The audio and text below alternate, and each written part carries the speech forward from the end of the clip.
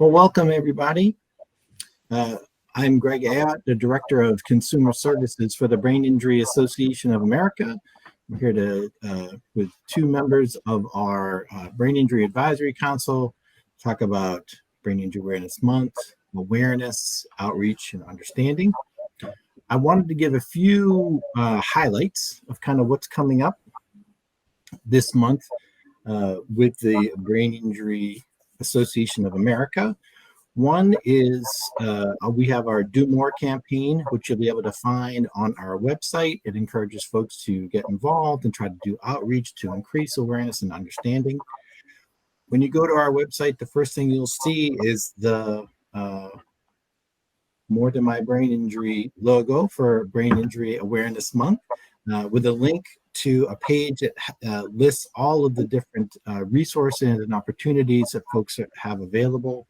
Encourage folks to go check that out. There's links to the store, the bonfire store, which has this lovely mug you can go get. So kind of one small way to kind of share awareness and understanding. There's links to our probably tomorrow. There'll be links to our legislative. Oh, you froze, dude.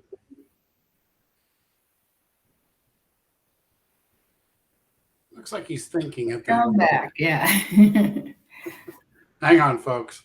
We're having technology. Oh, we lost him. Yeah, I think what Greg was talking about was on the Brain Injury Association of America's website.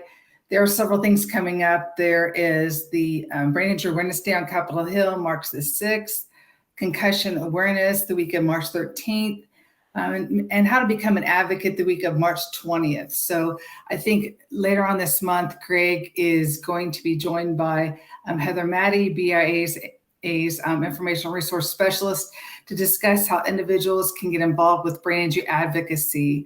And so that's also going to be a Facebook Live event. So stay tuned for more information. That link will probably be on Brain Injury or BIAA's website. So if you kind of wanted to jot that down, again, that is the last week of March the 20th. That's something that you may be interested in, and can learn more about it at that time with Greg and Heather. That's also BIAUSA.org, right? I think, yes, BIAUSA.org. So there's Greg. There we go. Sorry about that. A little momentary internet hiccup. My apologies. Yeah. Thank you. I was able to hear you guys. So thank you, Darcy, for just jumping right in and finishing the rest of the list. I appreciate that. The only other one I wanted to mention that we'll have our Challenge magazine coming out later this month as well. So be on the lookout for that. That'll also be on our website. The issue focuses on stories of people with brain injury. So I think that'll be another kind of inspiring tool to use to increase awareness and understanding. So it gives folks a kind of a basic overview of kind of the things that are happening with BIAA. But one of the questions that we get fairly regular is, how do I go and increase awareness and understanding about brain injury? I think when folks are just kind of out there, they feel a little overwhelmed and lost and not quite sure where to start. So I thought that I would have both of you kind of come on and share a little bit about your experiences on like how you got started and some tips and tools that might be helpful to folks looking to share information about brain injury with others. So I'll let you guys kind of introduce yourselves, tell a little bit about your story. We'll start with Darcy first. Sure. My name is Darcy Keith.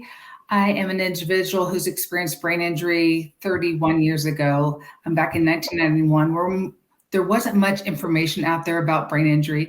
I'm also an advisory member on the Brain Injury Advisory Council for Brain Injury Association of America. I'm also on an advisory committee to Ohio State on their brain injury research. So I have a little bit of a wide range of experience with regarding to educating and helping other people. But back in 1991, there wasn't that much information out there about traumatic brain injury. And my father's perception of a person with brain injury was that I would be like a vegetable for the rest of my life. Well, that really didn't sit well with me. And what my family did initially was we contacted our local newspaper. They did a front page story on me, and that was great and all. And a couple of years later, I moved to Indianapolis and got a job, and still there wasn't that much information out there about brain injury. So one of the things that I did to increase advocacy was I contacted my local brain injury association. So that could be your brain injury association. For me, it was of Indiana or whatever state you're located, and to see, hey, where is there a support group meeting around where I live? And that's how I kind of got started, was this support group, because through that support group, I then was able to make some connections and to ask folks how to go about advocacy. And from going to those meetings, I have been speaking for Think First, which is a brain and spinal cord injury prevention organization. That was one way I could get it and talk about advocacy. And because of my work with that, I then got asked to testify for 2 state laws that had to do with traumatic brain injury and seatbelts. So that's, I think, one of the good starting points for me, was going to a support group and learning about, that is of your brain injury association, and learning about some of the needs out there. And from that, I also talked to different, like a Rotary Club, different organizations, civil organizations that are looking for speakers. So that's another opportunity. So enough about me. How about you, Paul? I'm going to follow you the best I can, Darcy. So my overwhelm was directly afterwards, 15 years ago, September 11, 2007. And I kept using my IBM training, which was, somebody's got to be talking about this. Somebody's got to be at least coming to a point to understand it. So my first breach with awareness was Brain Injury Awareness Day on Capitol Hill. Fortunately, I was living across the river, so it took 3 times to actually stay for an hour. The first time I was exhausted and bailed, but so my brain injury was a gift almost, because awareness has been my middle name since that day in March of 2008. Because I found people talking about it. I found information. I found knowledge. I found understanding. And I've never let go since. We've done a barbecue for a brain injury called Smoky Bros Barbecue in the Park. We've done a Better Brain Expo a couple of times. That was shocking to a lot of brain injury survivors, especially the mom. Like, who are all these people? And I do talks just like Darcy in front of Rotary. That was very off-putting at first, but once I got the hang of it, all that came back. So I look upon a lot of this as therapy, quite honestly, because I would go into an empty room and people would fill it and want to ask me questions. It's the same thing here. We just happen to be in a broader spectrum. So glad to be here. Glad to move the ball forward. And one thing, if it's okay, Greg, if I mention with Paul and I speaking, it's a lot of us, we did it on our own, but that doesn't mean if you are comfortable with your caregiver going with you and maybe interviewing you or asking you questions, you don't have to do it by yourself. You can have somebody go with you. And that's because that's kind of scary sometimes to go out and advocate and be the speaker yourself. So it's okay to have somebody go with you and help you kind of cue you along. Just remember, that's really good. Yeah. It's all practice. It's all practice. I was going to say, like, for both of you, I mean, I've talked to a lot of folks about this, and they feel it's overwhelming to try to share information about brain injury. One, because it feels too big. Like, there's so many things you can talk about. You could talk for hours about it. And additionally, when you're sharing your story, you could talk for 2 hours about all your experiences following the injury, because there's so many different kind of twists and turns, and it's like a roller coaster of emotions and progressions and regressions and challenges with family and friends.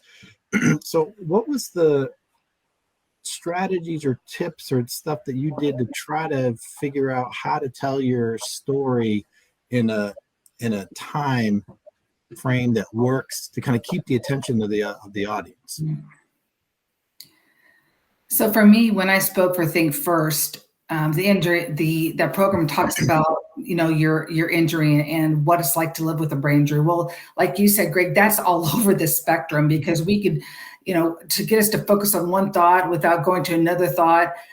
That's, so many things, like our brains work so quickly that we could ramble on and on. One thing that helped me was I had note cards, because my memory was so poor at the time. I had note cards that logically could go with me from one topic to another topic without sounding like I was rambling on. So it kept me on point, kept me on topic, and it kind of made it appear to be make sense on how I put it, how I could list it. So that worked for me. For me, it was a realization that once I wrote my story, I thought I was done. I gave it to somebody to read, and they're like, Paul, what about this? What about this? What about this? You skipped that. You skipped it.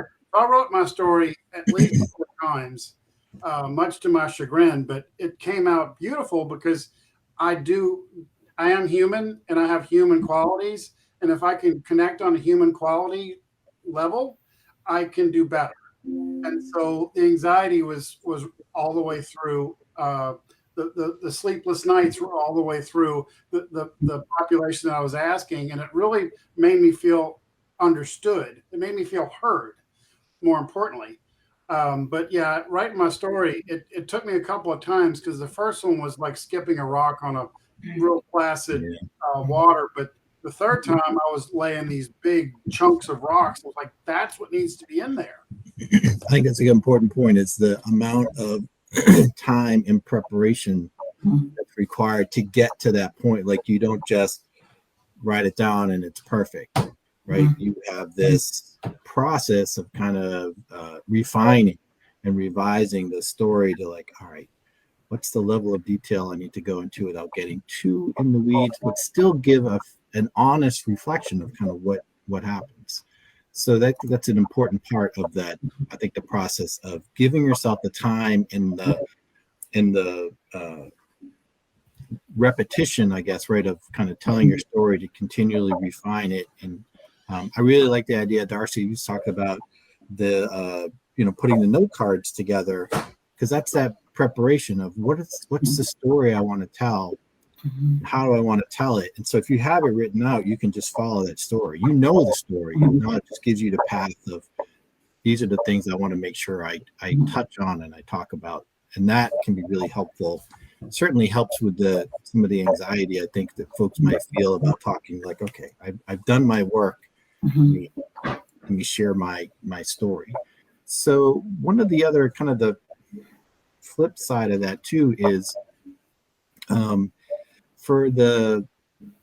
one of the other kind of common challenges we get from folks contacting us are their, like, family and friends don't understand the injury. And so it's one of, like, how do you try to explain it to those that are close to you? That is one of those challenges. I don't know if you guys have any tips or strategies. Paul's waving his hand. All right, I got you. Call on me. I got you. All right.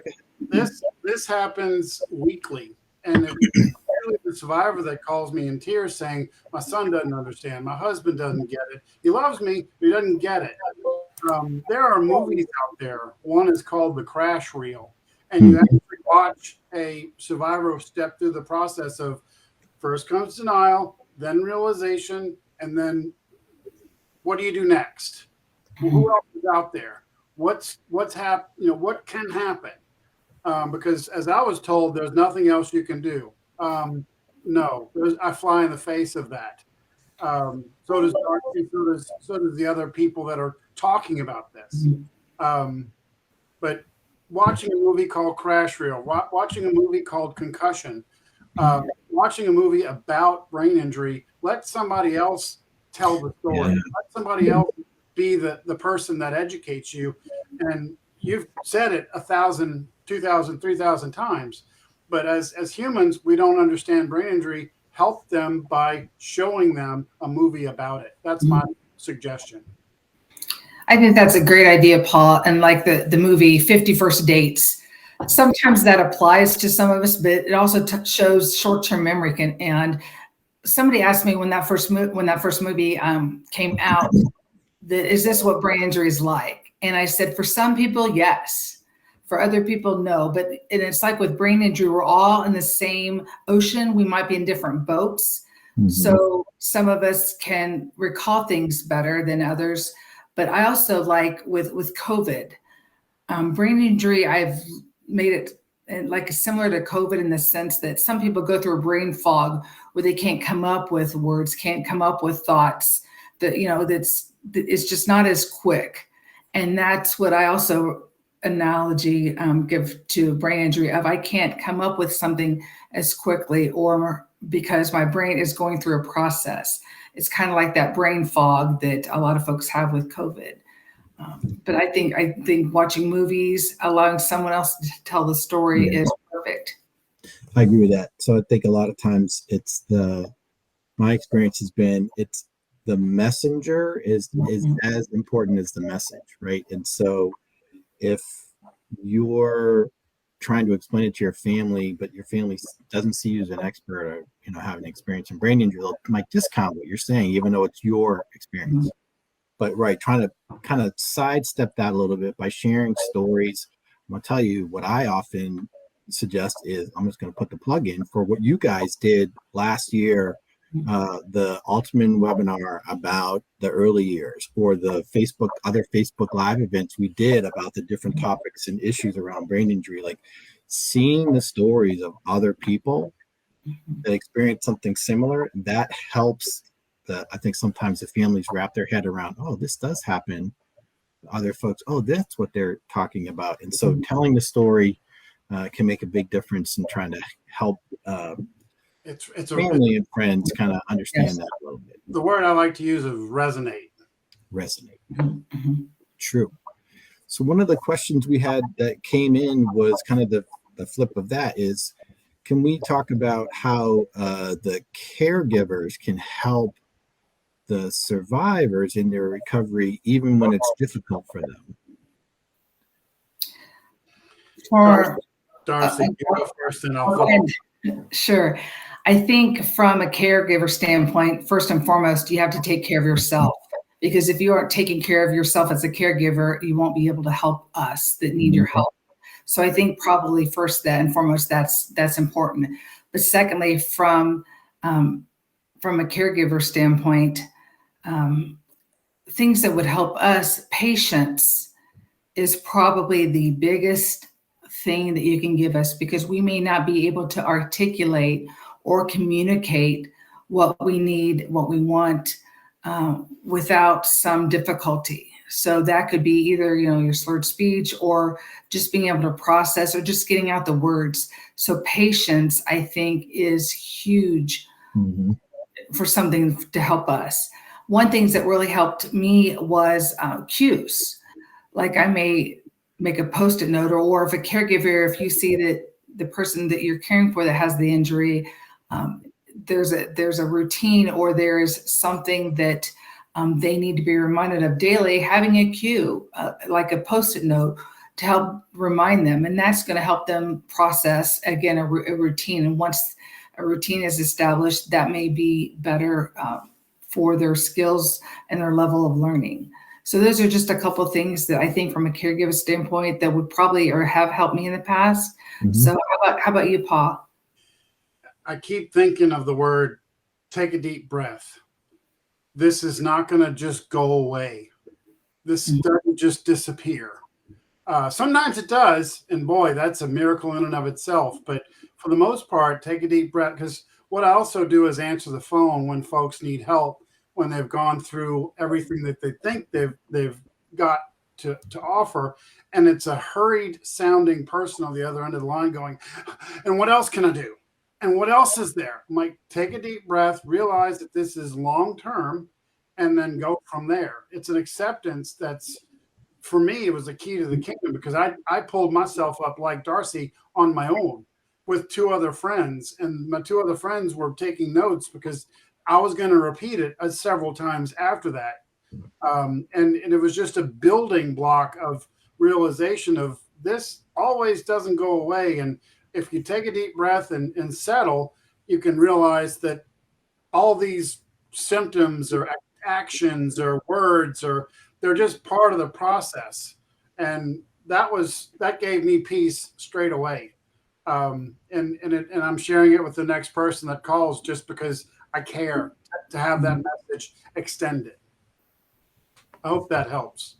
I think those are all excellent ideas and suggestions for folks. I think that part of the challenge is, right, there's no one recipe. You never know what exactly is going to work for somebody. And I used to always tell the folks when I worked in brain injury rehab, I'm like, rehabilitation is as much of an art as a science. You have to understand the science of it, but the art is knowing when to push, when to lay off. What's the style that's going to work with somebody? What's their learning style? What's going to help them kind of more likely to be successful? So, and you, as a family member or a caregiver, you're trying to do that. You got to give yourself the opportunity to make a mistake. But you might try something to not work. Like, all right, well, let's look. Why didn't that work? Let's think about what could be helpful. So the other, I'm going to flip a little bit with another question. Someone had asked about how do you recommend kind of getting involved in brain injury advocacy and awareness locally, like in your own community? I know you had talked about some of the ways you had started, but so for somebody who is trying to start today, what are some things you think you would say, you should check this stuff out? What should some things be that people should look at? You want to go first, Darcy? Sure. I can go.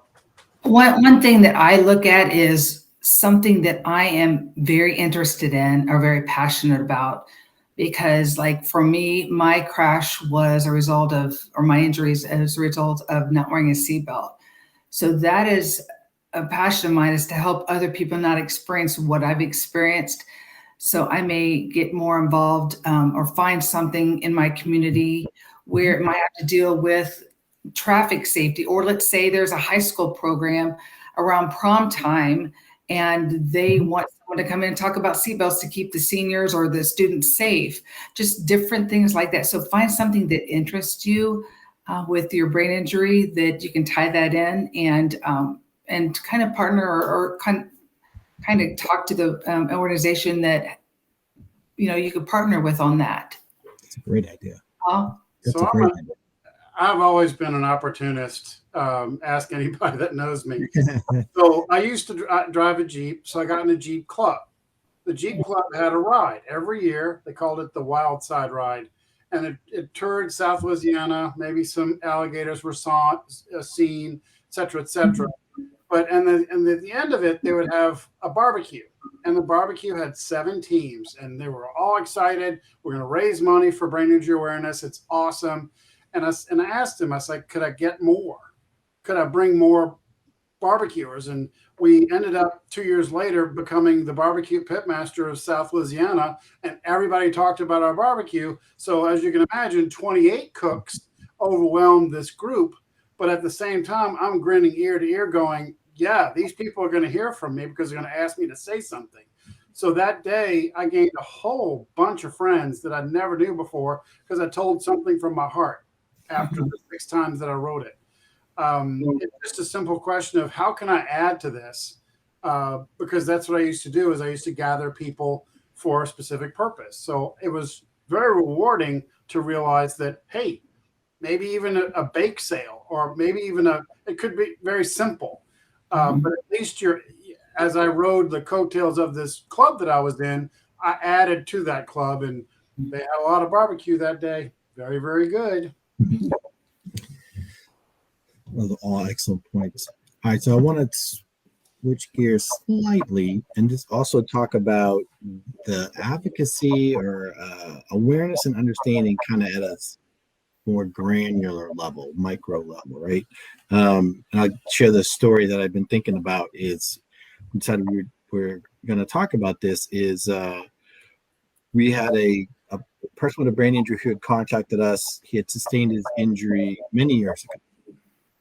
He lived on his own with a little bit of help from his parents, but relatively independent. And the parents got older, and they went into like a skilled nursing facility. So he needed some support, and the sister decided, oh, well, she'll go and help. She had not really been involved in his care or recovery or anything, so she'd kind of seen it from afar. And as she started to get more involved, you could see she was getting really frustrated with him. That why do I need to keep telling you these things? Why do I keep like, why do you ask these things over and over? Like, why can't you remember these things? And it was creating a lot of tension. So the person with the injury had contacted us looking for tools and tricks or strategies to help with the build the awareness of the sister. And to the sister's credit, she said, well, they're welcome to call us. So the sister's credit, she called to kind of get some information. She just talked about her own kind of frustrations with it. And it was interesting that a lot of it came from anxiety that she was not going to do right by her brother. Like she had seen her parents take such good care of him, and she felt like I had no idea what I'm doing. And as we shared some information about helping her understand a little bit about what brain injury looks like, which is what she was seeing, shared some of the stories of other people so she could see it, get her connected with a support group for her own support as well. We got a call back from the person with the injury, a few months later, like night and day. All of a sudden, the light went on for the sister, where she understood, like, oh, this is my role. I get it. I can, think a little different on the strategies I use. So I think too, those are important awareness and outreach, because that changed the trajectory of that person's ability to live independently. The whole family. Yeah. It changes, right? So those are the small teachable moments that if you're connecting with support groups or other groups out there and kind of making it known that, hey, you want to try to help people will find you. Mm-hmm. So if you're able to kind of share your experiences and do some of the preparation, right? So, know where the resources are, right? So know a little bit about how to find a support group, know about the materials on the BIAA website, or the model systems website. Like those type of materials can be helpful to educate others. And you're not doing all of the work. You're just pointing them in the right direction. You're trying to connect them with the things that'll be helpful. But I wanted to just put that plug in there too, that people sometimes think about awareness as this big, I'm going to talk to hundreds of people and change their minds. And like, that's one phase, but I think the other part is just as important. It's like having that one-on-one conversation with somebody and helping them understand the injury just a little bit better.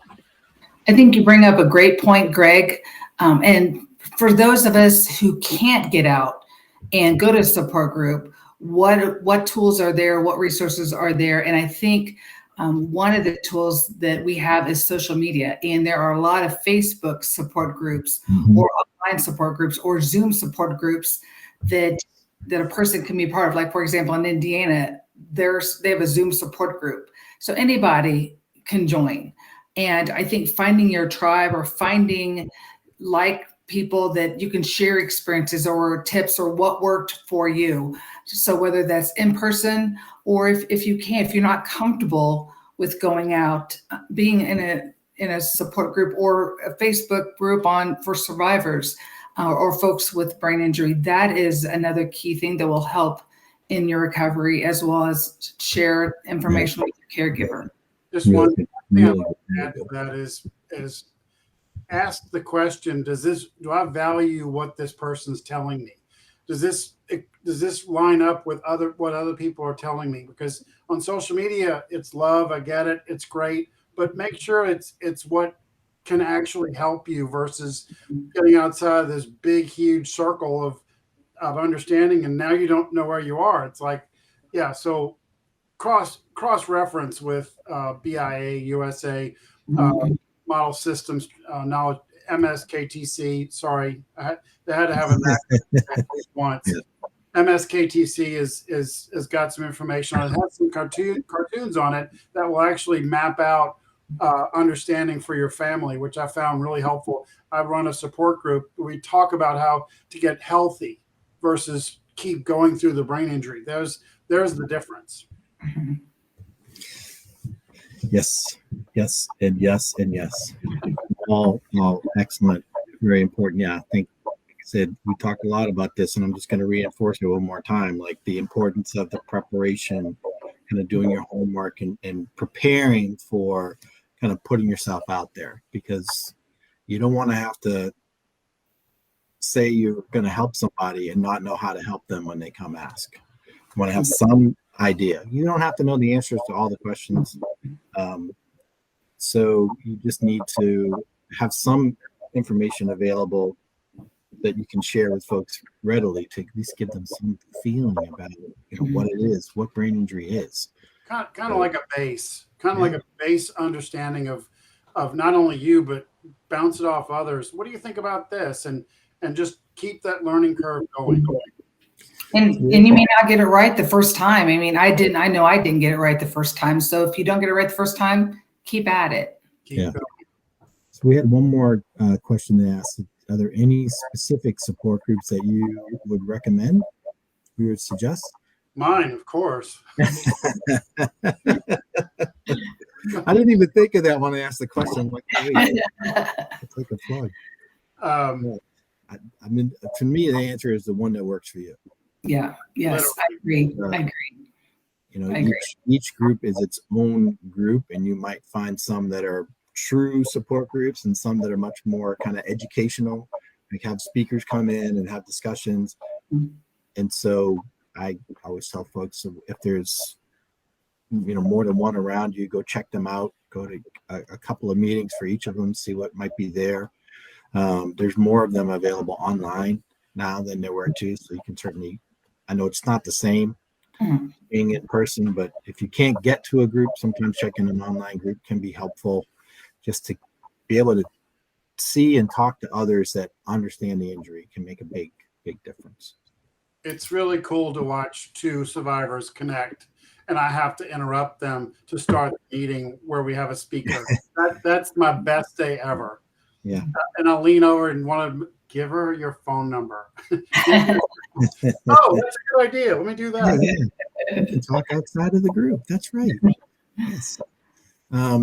So I don't know if there's any kind of closing statement that you all wanted to make, or some thing that you really wanted to reinforce as we kind of wrap up this little inaugural Facebook Live for Awareness Month. The only thing I would suggest is, if you try to be, an advocate and it doesn't work out the first time, keep at it, because it took me a few times to get somebody to listen or to talk to that person, or just to explain what a brain injury is. So it could be one person may receive it very well, the next person may not, but keep at it, and keep learning and growing. So that's probably the only thing that I would suggest as we close. Great. Brain injuries all around us. We have movie stars, we have action heroes, and they're getting these concussions. We have NFL players. This is more broad spectrum than anyone could ever imagine. And like Darcy said, don't give up. But if you can shadow somebody that's doing advocacy work and you like the way they do it, you like what they're doing, try that. Speaking is not always everybody's forte, not especially when you're overwhelmed, but I bet you $5 down the road, you're going to be speaking. So you may have to start with a crawl and go to a walk. That's really good. Yeah. Well, excellent points. I think that's a good place to end right there. That give yourself time to learn, figure out what works for you. Don't stop learning. And get support. Get support. It's not something you have to do by yourself. So if folks have more questions that they think of after, you're always welcome to contact us at the Brain Injury Association of America. You can contact us through the Facebook page. You can contact us on our 800 line, or through our email on our website. Feel free to reach out if there's info we can share, point you towards. We are always happy to do so. Paul and Darcy, thank you so much for coming on. I appreciate your taking the time to share a little bit about your experiences, sharing your expertise. It's much appreciated. My My pleasure. pleasure.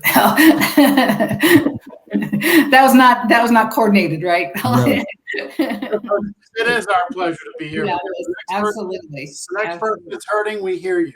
Yes. The next person that's lost, we hear you. Mhm. Thank you. All right. Well, take care, everybody. Have a great rest of the day. Stay safe. Thanks for tuning in, y'all.